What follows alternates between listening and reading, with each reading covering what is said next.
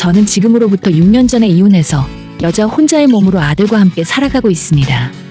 아이가 초등학교 5학년 졸업할 때쯤 남편과 이혼했는데 이제 얼마 안 있으면 성인이 될 날이 멀지 않았네요. 전 남편과의 이혼 사유에 대해서는 많은 원인이 있었지만 그 중에서 가장 큰 원인을 두 가지 꼽아보자면 남편의 사업 실패와 그로 인해서 발생한 시부모와의 갈등 때문이었어요.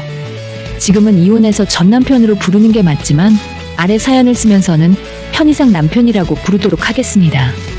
예나 지금이나 저는 평범한 회사를 다니고 있는 직장인이고 남편은 개인 사업체를 운영하는 사람이었어요. 처음에는 제가 직장 다니면서 버는 월급보다 남편이 가게에서 벌어오는 돈이 훨씬 많았고 저보고 직장 그만두고 같이 가게를 하잔 소리까지 하더라고요. 당시에는 남편이 1,000만 원 벌어오는 건 우스웠던 시절이라 정말 직장을 그만두고 나도 가게 일이나 도울까 하는 생각도 해봤었는데 다니던 직장이 나름 탄탄한 곳이고 쌓여있는 연차가 너무 아까워서 그만두지 않았습니다. 이제 와서 생각해보면 그 선택이 정말 다행이었고 덕분에 혼자서도 아들 키우면서 아무 문제 없이 먹고 살 수 있었던 것 같아요.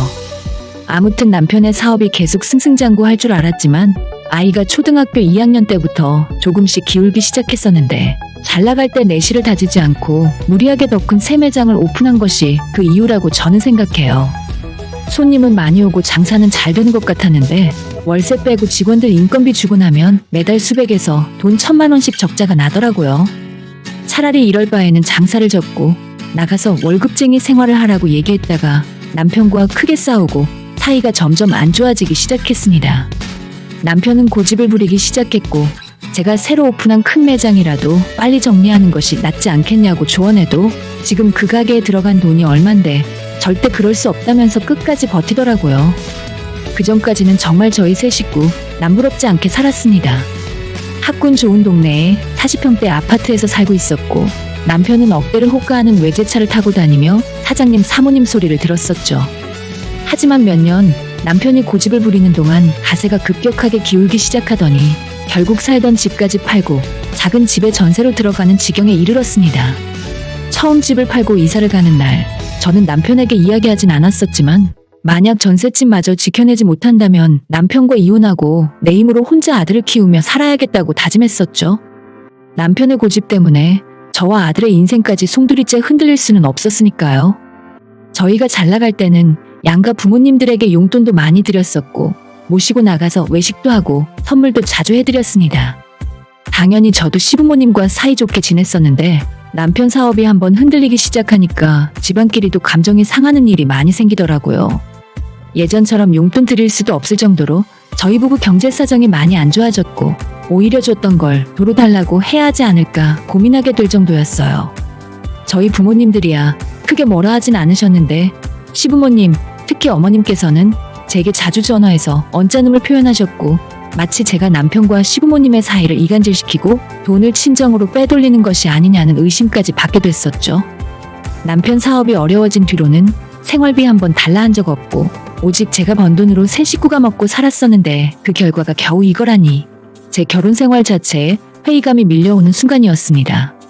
그러던 중 결국 남편이 사업이 너무 어려워졌다며 전셋집을 빼고 월세방으로 이사를 가자는 말을 제게 하길래 저는 진작에 결심했던 대로 그냥 이혼하는 것이 좋겠다는 말을 남편에게 꺼냈습니다. 남편은 제가 꺼낸 이혼 얘기를 듣고 조금 충격을 받은 듯해 보였지만 자기도 지금 본인 처지가 엄청난 사업빚에 시달리는 상황에서 저와 아들을 위해 이혼하는 것이 낫겠다고 판단을 하고 제 말에 동의해 주었어요.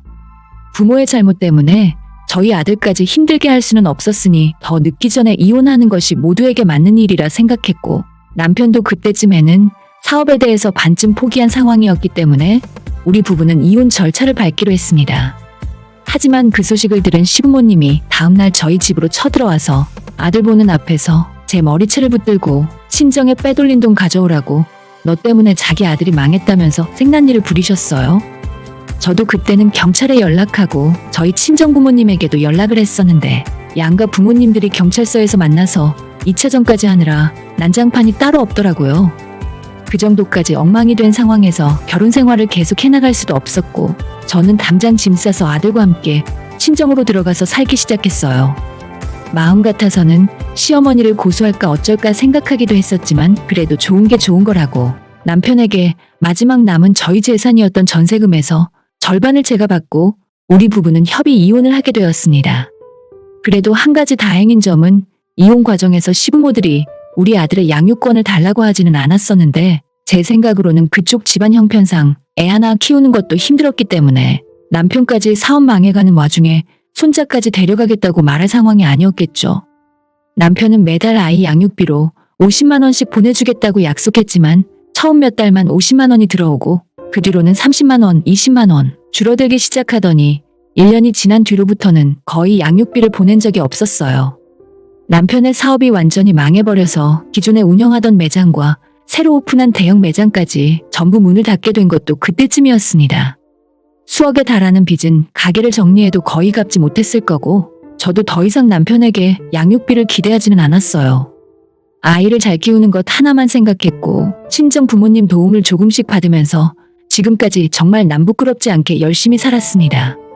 고맙게도 저희 아들이 부모의 이런 사정을 일찍 눈치를 채게 된 건지 철이 일찍 들었고 고등학교 졸업을 얼마 남기지 않은 현재까지 말썽 한 번 부린 적 없고 속 한 번 썩인 적 없이 열심히 공부하는 착한 아들이에요. 이제는 저도 회사 내에서 연차도 많이 쌓였고 직급도 오를 대로 올라서 적지 않은 연봉을 받고 있기 때문에 아들과 둘이 사는 것에 아무런 문제가 없는 상황이고 다행히도 저희 회사에서 자녀 대학금 지원이 나오기 때문에 앞으로도 그리 큰 걱정은 없이 살고 있어요. 하지만 사업이 완전 망하고 양육비는커녕 연락조차 없던 전 남편이 작년부터 다시 제게 연락을 해오기 시작했어요. 처음에는 아들 보고 싶다, 잘 지내냐 등의 안부를 물어오길래 아들도 가끔 아빠를 보고 싶어 한다고 언제 한번 만나서 밥이라도 먹자고 했더니 전 남편은 자기가 지금 몰골로 어떻게 아들 앞에 나타날 수 있겠냐면서 바로 거절을 하더라고요. 어떻게 사냐고 물어봐도 그냥 알아서 잘 살고 있다고만 대답하고는 어디서 뭐하고 지내는지 아무것도 이야기해주질 않았어요. 일주일에 한두 번씩 연락해서 아들과 제 근황을 묻던 전 남편이 한 달쯤 지났을 때 문득 제게 이런 소리를 하더라고요.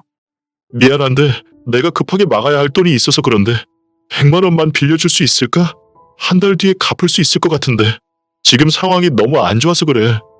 진짜 그 이야기 듣고 바로 딱 잘라서 거절을 했어야 하지만 왠지 수많은 빚을 혼자 짊어지고 그동안 얼마나 고생하며 살았을까 하는 생각에 불쌍한 마음이 들면서 다시 돌려주지 않아도 좋으니 내가 당신에게 해줄 수 있는 마지막이라 생각하라고 얘기하면서 100만 원을 빌려주겠다고 이야기했어요.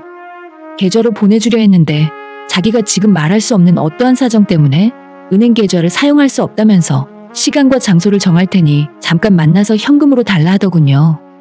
다음날 퇴근하고 난 뒤에 제가 다니던 회사 근처 편의점 골목에서 전 남편을 만났고 몇 년 만에 만났는데 몰골이 말이 아닌 상황이었습니다. 고생을 얼마나 했는지 살이 쪽 빠져 있었는데 피부도 새카맣고 이제 겨우 50대 초반의 나이인데 마치 70 먹은 할아버지를 보는 듯한 기분이 들더라고요. 많이 당황했지만 최대한 티내지 않으려 노력하면서 전 남편에게 봉투에 넣어 준비한 100만 원 현찰을 건네주었고 갚지 않아도 된다고 말했지만 전 남편은 다음 달까지는 꼭 갚겠다며 돈을 받고 바로 사라져버렸어요. 그 뒤로 한 달 동안 아무런 연락도 없었고 저는 차라리 그 돈 안 받아도 되니 이대로 다신 저와 아들 앞에 나타나지 않기를 바라고 있었습니다. 그런 모습의 아빠를 저희 아들이 마주치게 된다면 충격을 많이 받고 혼란스러워 할 거라고 생각했어요. 하지만 한 달이 지났을 때 전 남편이 저희 회사 근처로 찾아와서 다른 말은 아무것도 없이 늦어서 미안하다는 말과 함께 50만 원을 주고 가버렸고 그 뒤로 2달이 더 지나서 나머지 50만 원을 돌려받을 수 있었어요. 단돈 100만 원조차 그렇게 힘들게 갚는 모습을 보며 남편이 말해주지 않아도 어떻게 살아가고 있는지 대충 가늠할 수 있었고 더 이상 제 앞에 나타나지 않기를 바랬지만 돈을 다 갚은 뒤 한 달 뒤에 이번에는 500만 원을 빌려줄 수 있냐고 묻더라고요. 저는 그런 큰 돈을 빌려줄 수는 없고 이젠 당신 연락이 불편하니까 차라리 100만 원을 그냥 줄 테니 이거 받고 더 이상 연락하지 말아달라고 했습니다. 이번에는 사정이 정말 급했는지 남편이 더 이상 거절하지 않고 제가 주는 100만 원을 받아서 다시 사라졌어요. 사실 저희 지금 사정에서 500만 원도 못 빌려줄 돈은 아니었지만 한 번이 두 번이 되고 점점 제게 부탁하는 액수가 늘어날 것 같아서 초반에 끊어야겠다 판단했었습니다. 거기까지가 올해 초였고 100만 원 받아간 뒤로는 한동안 연락이 오지 않았어요. 저도 이제는 전 남편의 존재에 대해 잊고 살고 있었고 다시 만나는 일이 없길 바랬지만 얼마 전 또다시 찾아와서는 이번엔 돈 대신 다른 걸 빌려달라 하더라고요. 내가 새로운 사업을 한번 시작해보려고 하는데 딱 3천만 원이 필요해. 하지만 내가 신용이 안 나와서 대출을 못 받는 상황이거든. 그래도 당신이 멀쩡한 회사 다니고 있으니까 보증을 한번 서주면 안 될까? 진짜 확실한 사업이고 내가 이번 일이 성공만 하면 당신이랑 우리 효찬이한테 평생 잘하면서 살게. 전 남편이 제 앞에서 눈을 반짝반짝 빛내며 저는 알아들을 수도 없는 사업 이야기를 늘어놓기 시작했어요. 외국에 사는 친구가 물건을 공급해주기로 했는데 한국에서는 구하기도 힘든 물건이라 가져다 팔기만 하면 대박이라면서 그때 그 남편의 눈빛을 보자마자 저희가 이혼하기 전 저의 걱정과 만류에도 불구하고 큰 돈을 투자해서 대형 매장을 오픈하기 직전에 남편 얼굴이 떠오르더라고요. 어차피 보증을 서줄 이유도 없고 그럴 상황도 아니었지만 아직도 사업병에 걸려서 포기하지 않는 남편이 너무 한심하게 느껴졌어요. 더는 얘기를 들어줄 필요도 없다 생각해서 이런 이야기할 거라면 다신 내 앞에 나타나지 말라고 모질게 이야기하고 저는 자리를 떠났습니다. 기껏 몇 년 만에 연락해서 한다는 소리가 돈 100만 원 빌려달라고 하질 않나. 이제는 아예 돈 빌려달라 소리를 넘어서 빚 보증을 서달라고 하고 있는 거예요. 너무 어이가 없고 내가 어떻게 지금까지 고생하며 살았고 아이 혼자 키우면서 아빠 없는 자식이라는 소리 듣지 않게 하려고 얼마나 노력을 많이 했었는데 겨우 나타나서 한다는 소리가 빚 보증을 서달라니. 진짜 저런 인간에게 조금이라도 불쌍한 마음을 먹고 바뀌길 기대했었던 제가 바보 같았어요. 아이에게는 처음부터 지금까지 단 한 번도 아빠 만났었다는 얘기를 꺼낸 적 없었는데 보증 이야기를 들은 뒤로는 정말 만나게 해줄 생각이 들지 않더라고요. 아니, 오히려 아이에게 접근 금지라도 시키고 싶은 심정이었습니다. 전 남편을 그렇게 쫓아내고 더는 제 앞에 나타나지 않기를 바랬는데 그로부터 며칠 후 저희 회사 앞으로 전 남편과 그 옆에는 절대 다시 마주치고 싶지 않았던 얼굴이 있더라고요.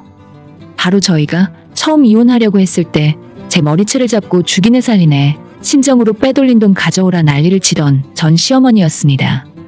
이제는 쪼글쪼글 할머니가 된 모습에 타고 다니는 행색도 정말 추레해서 길을 걷다가 마주쳐도 누군지 몰라볼 지경이었죠.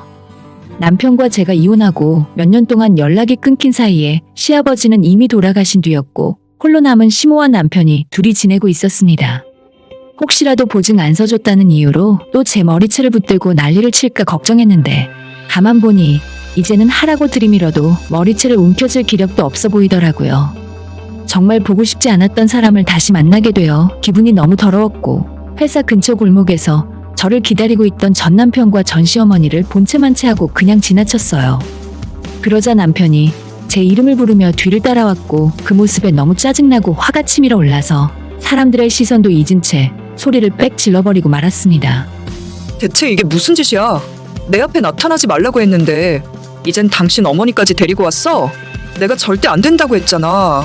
제발 나 더 이상 힘들게 하지 말고 더 이상 아는 척하지 말아줘. 그러자 남편은 면목이 없다면서 자기도 이번에는 정말 잘해보고 싶은데 제 도움이 너무나도 간절하게 필요하다면서 꼭 한번 다시 생각해 달라더군요. 저를 붙잡는 손을 뿌리치고 그냥 돌아가려고 했는데 다리 쪽에 뭔가 매달리는 느낌이 들어 아래를 내려보니 팔순이 가까이 된 시모가 땅바닥에 주저앉아서 제 다리를 붙들고 매달리고 있더라고요. 애미야, 너가 한 번만 도와줘라. 우리 아들 너랑 헤어지고 나서 정말 힘들게 살았어. 지금도 새벽마다 공사판 나가서 하루 벌어 하루 먹고 사는데 너가 한 번만 도와주면 내 눈 감는 날까지 그 은혜 잊지 않으마. 제 바지가랑이를 붙들고 눈물까지 흘리며 부탁을 하는데 시모의 그런 모습을 보니 불쌍하다는 생각보다는 예전에 저한테 악다구니를 쓰고 욕을 했던 모습이 겹쳐 보이면서 오히려 더 이 상황이 싫어지는 겁니다. 저를 붙들려고 하는 남편의 손을 뿌리치고 필사적으로 제 바지가랑이를 붙드는 시모마저 밀어냈어요. 어머님이 저한테 이런 부탁하실 염치가 있으세요? 고작 몇 년 전 일도 기억 못하셔서 저한테 이러시는 거 아닐 거 아니에요? 어떻게든 살아보려고 발버둥치고 고생하는 며느리한테 돈 빼돌렸냐는 말까지 하셨으면서 어떻게 이제 와서 저보고 보증을 서달라고 할 수가 있어요? 시모는 대답도 못하고 길바닥에 주저앉아 울기만 하고 남편 놈은 저를 붙들고는 미안하다며 자기가 다 처음부터 설명할 수 있다고 개소리를 하길래 그런 거 필요 없으니 당장 당신 엄마 데리고 내 앞에서 꺼지라고 했습니다. 한 번만 더 나타나면 경찰을 부르던지 나도 앞으로는 가만히 있지 않을 거라고 했어요. 진짜 창피하지도 않아? 당신 엄마한테 길바닥에서 내 바지가랑이 붙들게 시키려고 데려온 거야. 아들 양육비 안 보내줬어도 당신이 불쌍해서 그동안 아무 말 안 하고 참고 살았어. 남편 노릇 못하고 아빠 노릇 못했으면 최소한 우리 두 사람 사는데 방해나 하지 말아줘. 라고 마지막으로 이야기하고 집으로 돌아왔어요. 그날 저녁에 남편이 미안하다며 문자를 보내길래 답장도 하기 싫어서 번호를 차단해버렸습니다. 저런 사람에게 한순간이나마 불쌍하다는 생각을 했던 제가 바보였어요. 그 이후 지금까지 제 앞에 다시 나타나지는 않았지만 만에 하나 또다시 찾아와서 돈 빌려달라느니 보증을 서달라는 소리를 해대면 바로 그 자리에서 경찰을 부를 거예요. 아들한테도 앞으로 아빠는 없다고 생각하고 살라 할 거고 아들 대학은 서울로 보내서 절대 자기 아비랑 마주치지 못하게 할 겁니다. 전 남편도 최소한의 양심이 남아있다면 아들 앞에는 절대 나타나지 말아줬으면 좋겠네요. 오늘의 사연은 여기까지입니다. 구독과 좋아요, 알림 설정 부탁드려요. 다들 행복하시고 좋은 하루 되세요.